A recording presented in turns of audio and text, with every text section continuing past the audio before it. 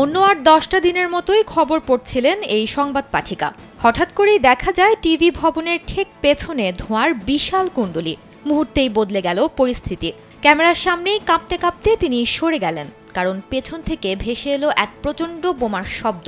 বাধ্য হয়ে সরাসরি সম্প্রচারের মধ্যেই সেট থেকে নেমে পড়েন তিনি। ভয়াবহ এই হামলাটি চালিয়েছে দখলদার ইসরায়েলি প্রতিরক্ষা বাহিনী IDF। ইসরায়েলি প্রতিরক্ষা মন্ত্রী ইসরায়েল কাটজ বুধবার এই ভিডিওটি সামাজিক যোগাযোগ মাধ্যমে শেয়ার করেন। গত 3 দিন ধরে সিরিয়ায় হামলা চালাচ্ছে ইসরায়েলি বাহিনী। জানা গেছে দক্ষিণ সিরিয়ার সুইদাতে সংখ্যালঘু দ্রুজ সম্প্রদায়ের পক্ষ নিয়ে তারা এই হামলা চালাচ্ছে।